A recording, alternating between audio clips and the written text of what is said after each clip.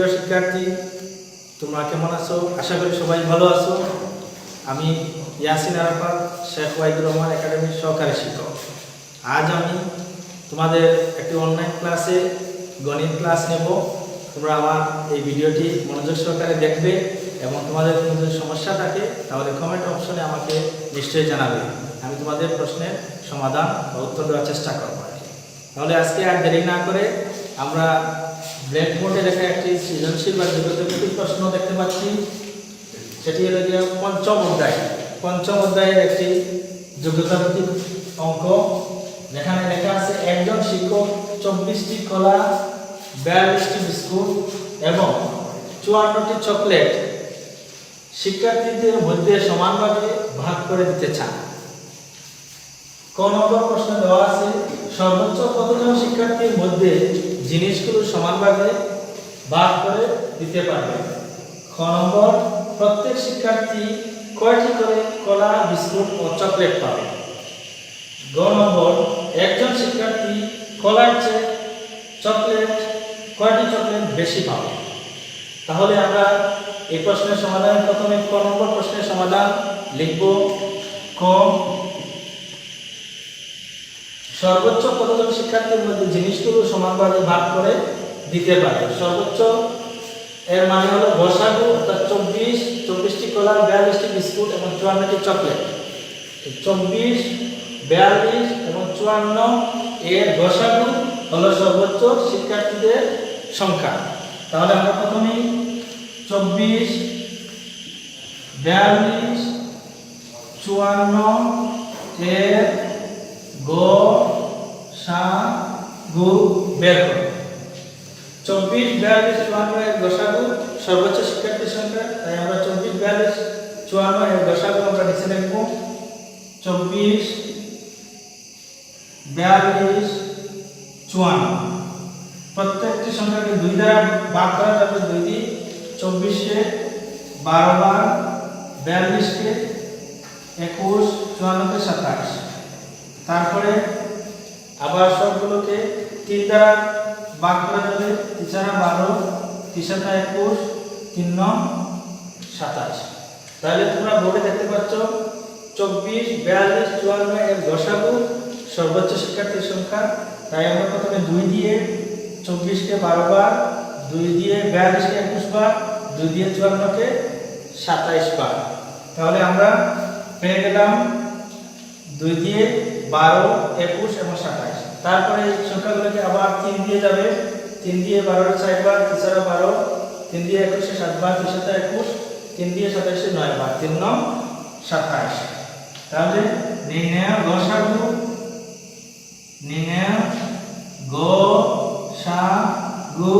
2 এবং 3।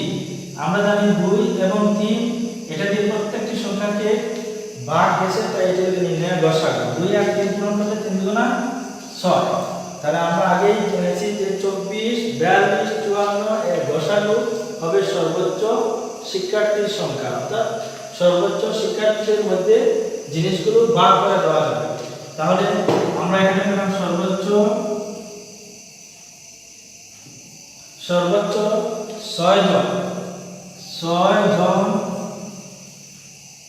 শিক্ষার্থীর মধ্যে জিনিসগুলো ভাগ করে দেওয়া যাবে। অর্থাৎ আমরা কোন প্রশ্ন ছিল যে সর্বোচ্চ কতজন শিক্ষার্থীর মধ্যে জিনিসগুলো সমানভাবে ভাগ করে দেওয়া যাবে। তাই আমরা এই 3টি সংখ্যা গসাগু 6 পেয়েছি। 6 জন, সর্বোচ্চ 6 জন শিক্ষার্থীর মধ্যে জিনিসগুলো সমানভাবে ভাগ করে দেওয়া যাবে। তোমরা একটু ভালো করে লক্ষ্য করো এবং এটা একটি স্ক্রিনশট দিয়ে নাও।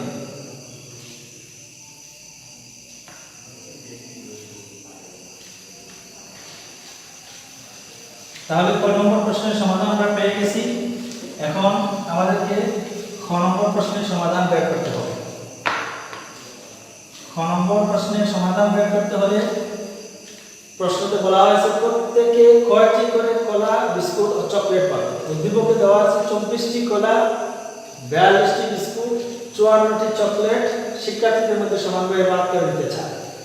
ক নম্বরে আমরা যেটা পেয়েছি যে সর্বোচ্চ 6 জন শিক্ষার্থীর মধ্যে জিনিসগুলো ভাগ করে দেওয়া যাবে। তাহলে আমরা ক হতে পাই সর্বোচ্চ 6 জন শিক্ষার্থীর মধ্যে জিনিসগুলো ভাগ করে দেওয়া যাবে। এটা আমরা ক নম্বর প্রশ্নের উত্তরে পেয়েছি। ক নম্বর প্রশ্নে প্রত্যেকে কয়টি করে কলা, বিস্কুট এবং চকলেট পাবে? তাহলে এর উদ্দীপকে দেওয়া আছে 24টি কলা। 6 জন শিক্ষার্থী এই 24টি কলা প্রত্যেকে কয়টি করে কলা পাবে? প্রত্যেকে কলা পাবে। মোট কলা 24টি, 24কে 6 দিয়ে ভাগ, তাহলে 6 দিয়ে ভাগ করলে প্রত্যেকে কয়টি করে কলা পাবে? 6 এর উপরে নামতা তো তোমরা নিশ্চয়ই জানো। 6 এর উপরে নামতা পড়লে 24, যে 6 একে 6, 6 দুগুণে 12, 3 18, 4 24, অর্থাৎ 4টি করে কলা পাবে। এখন 24টি কলা, তারপরে 42টি বিস্কুট, প্রত্যেকে বিস্কুট পাবে। প্রত্যেকে বিস্কুট পাবে। এখানে বিস্কুট আছে 42টি। এই 42টি বিস্কুটকে 6 জনে ভাগ করে নেবে। তাহলে দেখো প্রত্যেকে কয়টি করে বিস্কুট পাবে? এখানে আবার 6 এর উপরে নামতা পড়বে 6 7 42, অর্থাৎ 60টি বিস্কুট। প্রথমে আমরা পেয়েছি প্রত্যেকে কলা পাবে 4টি, তারপরে আমরা প্রত্যেকে বিস্কুট পাবে 60টি করে বিস্কুট। এখন আরেকটা জিনিস বাকি রয়েছে যে 54টি চকলেট, সেটি 6 জনের মধ্যে প্রত্যেকে কয়টি করে চকলেট পাবে? প্রত্যেকে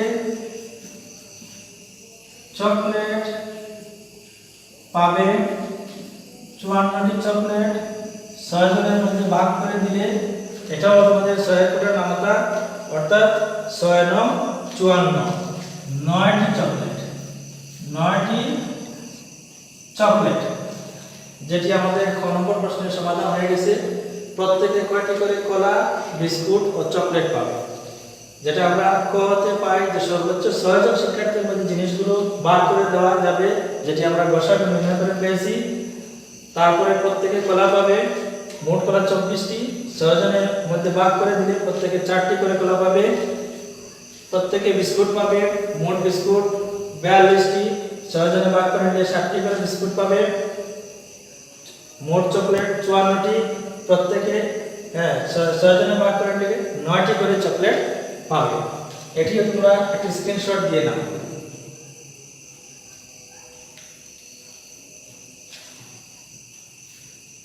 তারপরে আমরা গ নম্বর প্রশ্ন সমাধান বের করব। গ নম্বর প্রশ্নের আগে তোমাদের একটা জিনিস মনে রাখতে হবে, সেটি যে কলা প্রত্যেকে পেয়েছিল 4টি, বিস্কুট পেয়েছিল 60টি এবং চকলেট পেয়েছে 9টি। গ নম্বর প্রশ্নে একজন শিক্ষার্থী কলার চেয়ে কয়টি চকলেট বেশি পাবে? তাহলে প্রথমে কলা ছিল 4টি আর বিস্কুট 60টি, এই দুটি আমাদের জিনিস দরকার হবে। অর্থাৎ গ নম্বর লিখতে খ হতে পাই প্রত্যেকে কলা পেয়েছে 4টি, প্রত্যেকে কলা পেয়েছে 4টি করে, এবং প্রত্যেকে বিস্কুট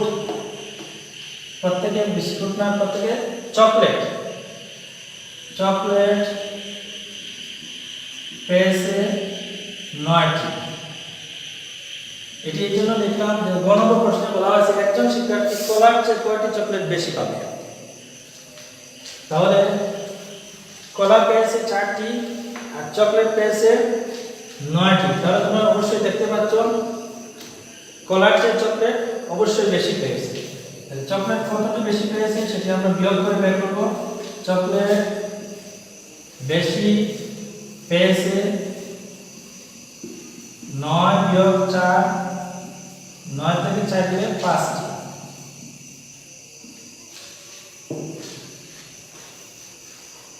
তাহলে আমরা গ নম্বর প্রশ্নের সমাধান পেয়ে গেছি, যেটি একজন শিক্ষার্থী কলার চেয়ে কয়টি চকলেট বেশি পেয়েছে। একজন শিক্ষার্থী কলা পেয়েছে 4টি, চকলেট পেয়েছে 9টি, চকলেট বেশি পেয়েছে 5টি। তোমাদের সুবিধার্থে তোমরা এটি একটি স্ক্রিনশট দিয়ে নিতে পারো। তাহলে নিশ্চয়ই আগের প্রশ্নে তোমরা বুঝতে পেরেছো। এখন আমি বোর্ডে আরেকটি যোগ্যতা ভিত্তিক প্রশ্ন আছে একই অধ্যায়ের অর্থাৎ 5ম অধ্যায়ের, যেটি আমি বোর্ডে লিখছি, আমি পড়ে শোনাচ্ছি তোমাদেরকে। ফরহাদ তার বাগানের জন্য কিছু চারা গাছ ক্রয় করলো। সে যদি প্রতি সারিতে যথাক্রমে 10, 12, 15টি চারা গাছ রোপণ করে, কমপক্ষে কতটি চারা রোপণ করলে প্রতি ক্ষেত্রে কোনো চারা অবশিষ্ট থাকবে না। খ, যদি চারার সংখ্যা 68টি হতো তাহলে কয়টি চারা অবশিষ্ট থাকবে। গ, যদি প্রতি ক্ষেত্রে 2টি চারা গাছ অবশিষ্ট থাকতো তাহলে চারার সংখ্যা কত হবে। এটি হচ্ছে আমাদের উদ্দীপক। এখন আমরা প্রশ্নের সমাধানে চলে আসি। প্রথমে ক নম্বর। ক নম্বরে বলা হয়েছে কমপক্ষে কতটি চারা রোপণ করলে প্রতি ক্ষেত্রে কোনো চারা অবশিষ্ট থাকবে না। কমপক্ষে এই যে ফরহাদ তার বাগানের জন্য কিছু চারা গাছ ক্রয় করলো, যেটি প্রতি সারিতে যথাক্রমে 10, 12, 15টি চারা। এই 10, 12, 15 এর লসাগু হলো কমপক্ষে চারা রোপণ, অর্থাৎ কমপক্ষে অতটি চারা রোপণ। তাহলে আমরা প্রথমে 10, 12 এবং 15 এর লসাগু বের করব। 10, 12, 15 এর লসাগু চারা গাছের সংখ্যা। লসাগু হবে চারা গাছের সংখ্যা। 10, 12, 15 এই সংখ্যাগুলোকে প্রথমে 2 দিয়ে 2টি সংখ্যাকে ভাগ করা যায়। 2 দিয়ে 10কে 5 বার, 2 দিয়ে 12 6 বার, 2 দিয়ে 15 যাবে না, তাই 15 এখানে বসবে। এখন 5 দিয়ে 2টি সংখ্যা অথবা 3 দিয়ে 2টি সংখ্যাকে যায়। 3 দিয়ে 5 এর 5, 3 দিয়ে 6 এর 2 বার, 3 দিয়ে 6, 3 5 এ 15। এখন আবার 5 দিয়ে যাবে, 5 দিয়ে 5 কে একবার, 2 এর 2, 5 দিয়ে 5 আবার একবার। তাহলে আমরা 10, 12, 15 এর লসাগু পেয়ে গেলাম। এই নির্ণয়ের লসাগু কি হবে? চারা গাছের সংখ্যা। তাহলে আমরা এখানে লিখব নির্ণয় লসাগু। লসাগু সব সংখ্যাগুলো আসবে 2 পূরণ 3 পূরণ 5 পূরণ 2।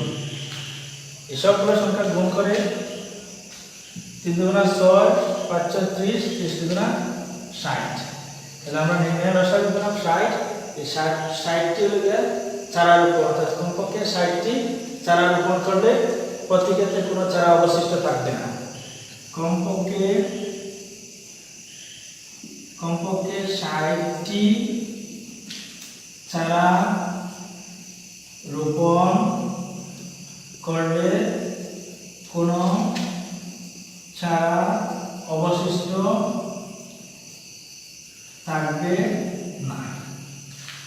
তাহলে আমরা কোন নম্বর প্রশ্নের সমাধান পেয়ে গেলাম, যেটি আমাদের প্রশ্নতে চেয়েছিল কমপক্ষে কতটি চারা রোপণ করলে প্রতি ক্ষেত্রে কোনো চারা অবশিষ্ট থাকবে না। তাই আমরা এই 10, 12 এবং 15 লসাগু বের করে পেয়েছি 60। এই 60টি চারা রোপণ করলে কোনো চারা অবশিষ্ট থাকবে না। এটা তোমরা একটি স্ক্রিনশট দিয়ে নাও।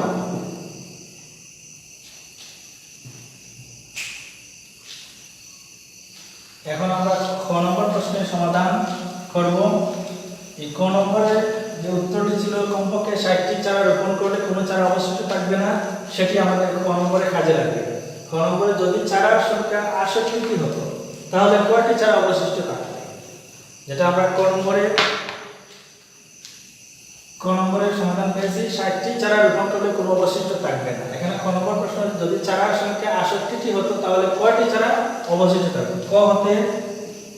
ক হতে পাই চারা গাছের সংখ্যা, চারা গাছের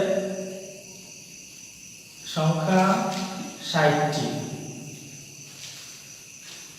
ক নম্বরে বলা হয়েছে 68টি চারা হলে কয়টি চারা অবশিষ্ট থাকবে? তাহলে তোমরা নিশ্চয়ই দেখতে পাচ্ছ যে ক নম্বরে 68টি চারা দেওয়া আছে, আর ক নম্বরে পেয়েছে 60টি চারা। তাহলে অবশিষ্ট থাকবে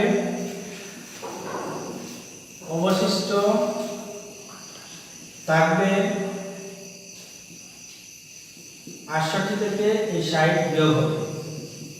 68 থেকে আমরা যদি 60 বিয়োগ করি তাহলে আমরা কয়টি চারা পাবো? 8টি চারা। 8টি চারা অবশিষ্ট থাকবে। এই তোমাদের উত্তর হয়ে গেছে, 8টি চারা অবশিষ্ট থাকবে। অর্থাৎ ক নম্বর প্রশ্নের সমাধান পাওয়াতে আমাদের ক নম্বর প্রশ্নের উত্তর সহজ হয়েছে। যে ক নম্বরে ছিল কমপক্ষে কতটি চারা রোপণ করলে কতটি চারা রোপণ কোনো অবশিষ্ট থাকবে না, আর এখানে ক নম্বর যদি চারার সংখ্যা 68টি হতো তাহলে কয়টি চারা অবশিষ্ট থাকতো। তাহলে আমরা ক নম্বরে পেয়েছিলাম 60টি চারা, আর এখন 68টি হতে 8টি চারা বেশি হয়েছে। এটি তোমরা ভালো করে দেখে নাও, একটা স্ক্রিনশট দিয়ে নিও।